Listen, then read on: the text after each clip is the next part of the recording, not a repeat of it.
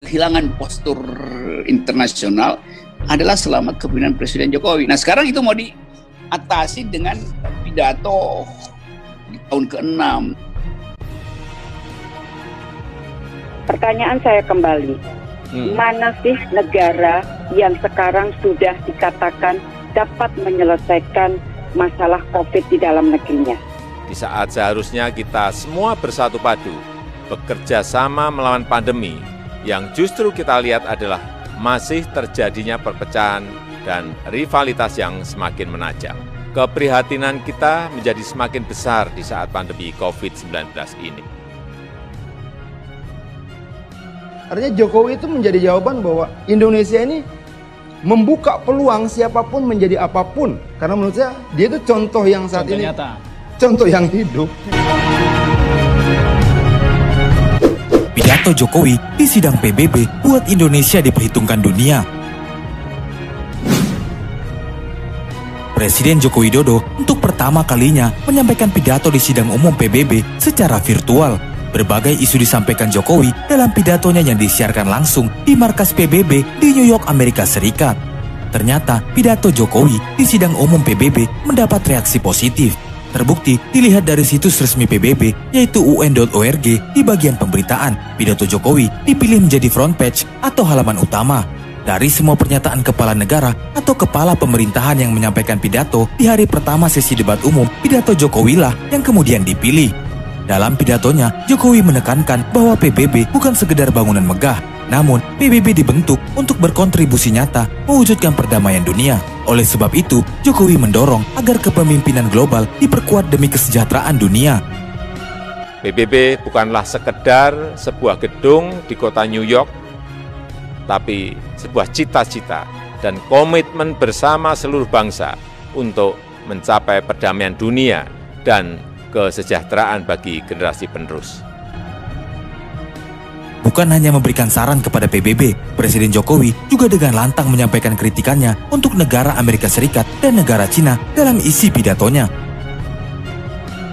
Tidak ada artinya sebuah kemenangan dirayakan di tengah kehancuran.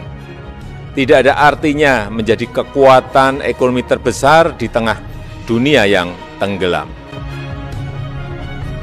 Begitulah penggalan pernyataan Presiden Jokowi dalam pidato perdananya di sidang Majelis Umum ke-75 PBB. Kalimat tersebut diucapkan Jokowi tak lama sesudah membuka pidato. Sebelumnya, Presiden Jokowi sempat menjelaskan dengan singkat mengenai PBB yang berusia 75 tahun dibentuk untuk membentuk dunia yang stabil dan sejahtera. Setelah mengkritik Cina dan Amerika, Presiden Jokowi juga dengan tegas menyatakan dukungan Indonesia terhadap kemerdekaan Palestina. Presiden Joko Widodo menyatakan dukungan Indonesia terhadap kemerdekaan Palestina. Jokowi menyampaikannya saat berpidato untuk pertama kalinya di sidang Majelis Umum ke-75 Perserikatan Bangsa-Bangsa atau PBB. Indonesia terus konsisten memberikan dukungan bagi Palestina untuk mendapatkan hak-haknya. Jokowi juga menyinggung soal komitmen negara-negara ASEAN dalam menjaga perdamaian. Jokowi menyebut kawasan Asia Tenggara sebagai kawasan yang damai dan sejahtera. Di kawasan kami sendiri, bersama negara-negara ASEAN lainnya, Indonesia terus menjaga Asia Tenggara sebagai kawasan yang damai, stabil, dan sejahtera. Jokowi menegaskan pentingnya kerjasama antar negara. Semangat kerjasama itu juga dibawa Indonesia ke kawasan Asia Pasifik.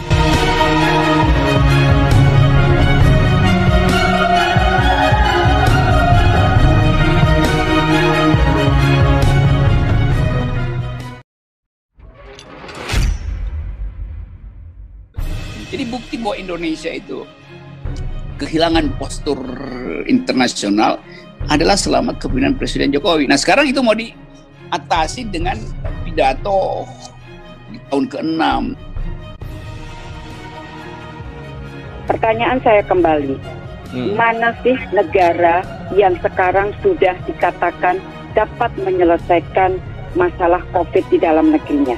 Di saat seharusnya kita semua bersatu padu, bekerja sama melawan pandemi, yang justru kita lihat adalah masih terjadinya perpecahan dan rivalitas yang semakin menajam.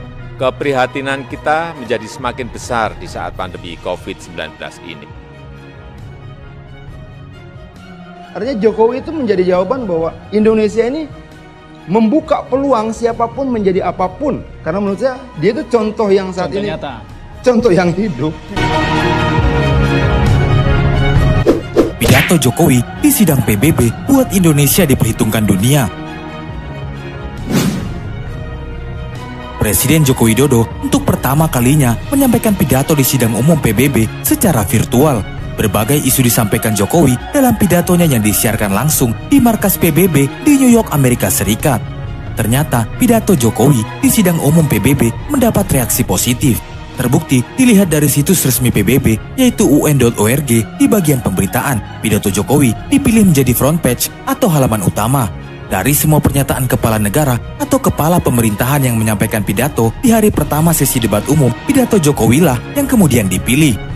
Dalam pidatonya, Jokowi menekankan bahwa PBB bukan sekedar bangunan megah, namun PBB dibentuk untuk berkontribusi nyata mewujudkan perdamaian dunia. Oleh sebab itu, Jokowi mendorong agar kepemimpinan global diperkuat demi kesejahteraan dunia. PBB bukanlah sekedar sebuah gedung di kota New York, tapi sebuah cita-cita dan komitmen bersama seluruh bangsa untuk mencapai perdamaian dunia dan kesejahteraan bagi generasi penerus. Bukan hanya memberikan saran kepada PBB, Presiden Jokowi juga dengan lantang menyampaikan kritikannya untuk negara Amerika Serikat dan negara Cina dalam isi pidatonya. Tidak ada artinya sebuah kemenangan dirayakan di tengah kehancuran. Tidak ada artinya menjadi kekuatan ekonomi terbesar di tengah dunia yang tenggelam. Begitulah penggalan pernyataan Presiden Jokowi dalam pidato perdananya di sidang Majelis Umum ke-75 PBB. Kalimat tersebut diucapkan Jokowi tak lama sesudah membuka pidato. Sebelumnya, Presiden Jokowi sempat menjelaskan dengan singkat mengenai PBB yang berusia 75 tahun dibentuk untuk membentuk dunia yang stabil dan sejahtera. Setelah mengkritik Cina dan Amerika, Presiden Jokowi juga dengan tegas menyatakan dukungan Indonesia terhadap kemerdekaan Palestina.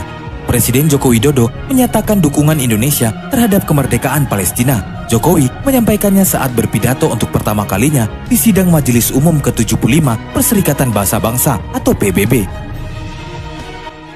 Indonesia terus konsisten memberikan dukungan bagi Palestina untuk mendapatkan hak-haknya.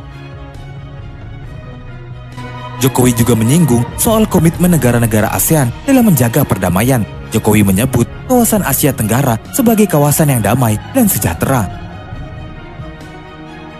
Di kawasan kami sendiri, bersama negara-negara ASEAN lainnya, Indonesia terus menjaga Asia Tenggara sebagai kawasan yang damai, stabil, dan sejahtera.